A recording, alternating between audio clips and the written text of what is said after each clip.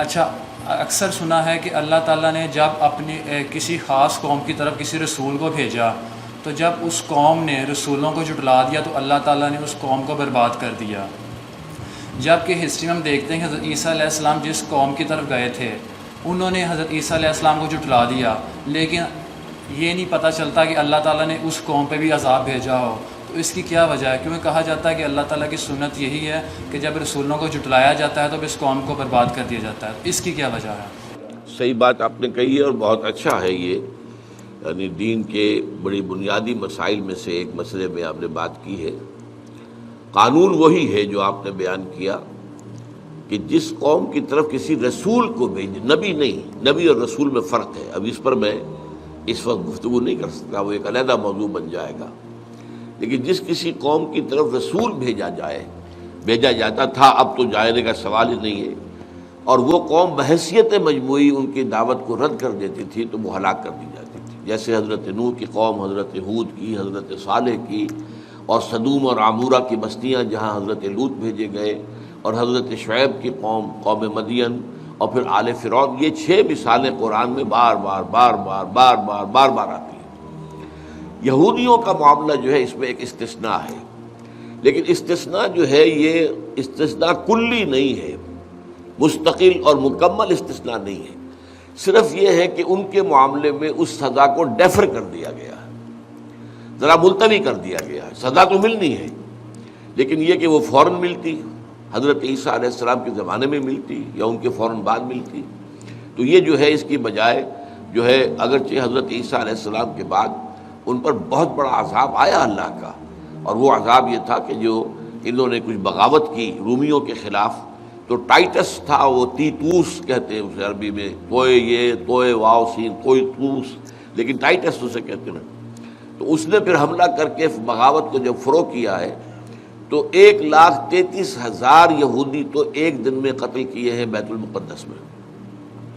اور بیت المقدس میں جو دوبارہ انہوں نے بنایا تھا اپنا ٹیمپل، اسے وہ کہتے ہیں ٹیمپل آف سولومن، تو یہ جو دوسری مرتبہ بنایا گیا تھا اسے بھی اس نے گرا دیا، وہ گرا پڑا ہے آج تک۔ سن 70 اور سن 2008، اب آپ اندازہ کر لیجئے کہ کتنے برس گزر چکے ہیں، گویا کہ 1931 برس گزر چکے ہیں، اور وہ گرا پڑا ہوا ہے۔ اب ان کا ارادہ ہے اس کو دوبارہ بنانے کا، وہ تو ایک علیحدہ مسئلہ ہو جائے گا، وہ بات ہی دوسری ہو جائے گی۔ تیسرے یہ کہ انہیں نکال دیا گیا کہ تم ارض فلسطین سے دفع ہو جاؤ، نکل جاؤ یہاں سے،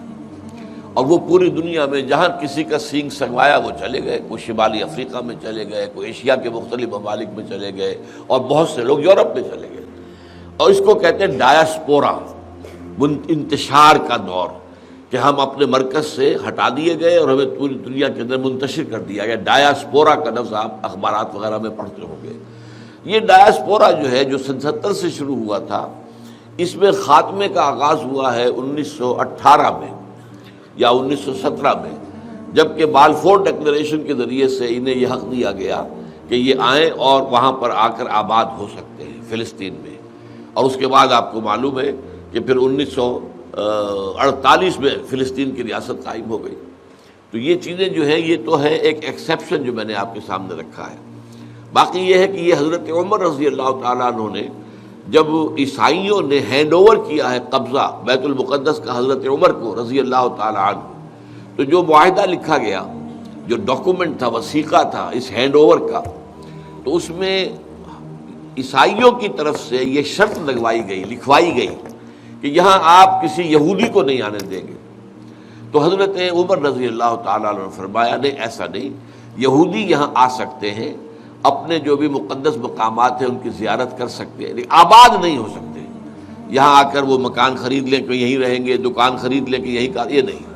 آئیں ایز وزٹرز یا پلگرمز کے طور پر آئیں، چلے جائیں۔ تو یہ معاہدہ تھا جو چلتا رہا ہے، اور سلطان عبدالحمید خان کو بہت بڑی رشوت یہودیوں نے پیش کی تھی، کیونکہ ان کے ذمے بہت قرض ہو گیا تھا،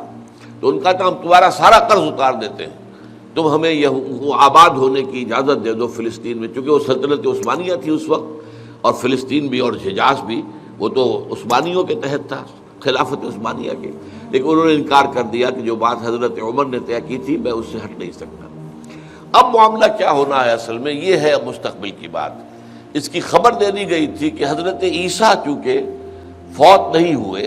وہ زندہ اٹھا لیے گئے تھے، وہ سولی نہیں دیے گئے، سولی نہیں چڑھے، اور انہیں دوبارہ آنا ہے۔ اب جب دوبارہ وہ آئیں گے تو ان کے ہاتھوں اور ان کے ذریعے سے یہودیوں کا قتل عام ہوگا۔ فائنل جو ججمنٹ ہے سزا کا، وہ ایگزیکیوشن اب اس کی اب ہوگی، اور وہ زمانہ اب زیادہ دور نہیں ہے۔ یہ جو تیسری جنگ عظیم کی بات کی جا رہی ہے اور ارمگیڈون کی بات ہوتی ہے، حدیث میں الملحمۃ العظمیٰ جسے کہا گیا ہے، اس کے لیے سٹیج پوری تیار ہو چکی ہے مڈل ایسٹ کے اندر۔ کسی وقت جو ہے بارود کے ذخیرے میں ایک چنگاری سے، آپ کو معلوم ہے کہ بارود کا بڑے سے بڑا جو ہے وہ ذخیرہ بھگ سے اڑ جاتا ہے، ایسے ہی یہ امن وہاں کا جو ہے وہ بالکل معلوم ہوتا ہے کہ بارود کے ذخیرے کی طرح ہے۔ اب جو معاملہ امریکہ کا ہے وہ ایران پر حملہ کرنا چاہتا ہے، شام کو ختم کرنا چاہتا ہے، ادھر سے اسرائیل فیصلہ کیے بیٹھا ہے کہ وہ ایران پر حملہ کرے گا، تو اس سے جو ہے آثار سامنے آ رہے ہیں۔ لیکن اس کے بعد پھر وہ معاملہ ہوگا کہ حضرت عیسیٰ علیہ السلام آسمان سے نازل ہوں گے، اور پھر وہ یہودیوں کو اور ان کا جو لیڈر دجال ہوگا، المسیح الدجال، وہ جھوٹا مسیح جو دعویٰ کرے گا کہ میں مسیح ہوں، اس کو وہ قتل کریں گے، اور پھر تمام یہودی قتل کر دیے جائیں گے۔ ہمارے ہاں تو یہی ہے کہ تمام یہودی قتل ہو جائیں گے، لیکن امریکہ میں ایک جو فرقہ پروٹیسٹنٹ ہے، ایونجلسٹ، ان کے اندر ان کا ایک رسالہ نکلتا ہے ٹرمپٹ، فلاڈلفیا ٹرمپٹ۔ اس کے ایڈیٹر کا مضمون میں نے پڑھا تھا کہ 80% یہودی ختم ہو جائیں گے۔ اچھا 20% کون ہوں گے؟ میرے گمان میں یہ وہ ہو سکتے ہیں جو اس وقت حضرت عیسیٰ پر ایمان لے آئے۔ حضرت عیسیٰ پر اگر اس وقت بھی ایمان لے آئیں گے تو اللہ بخش دے گا، بچا دے گا۔ اگر نہیں لائیں گے تو پھر پوری کی پوری یہودی قوم کو برباد ہونا ہے، اسی طرح جیسے کہ قوم نوح، قوم ہود، قوم صالح، قوم شعیب، قوم لوط اور آل فرعون میں یہ ہونا ہے۔ تو وہ قاعدہ کلیہ صحیح ہے،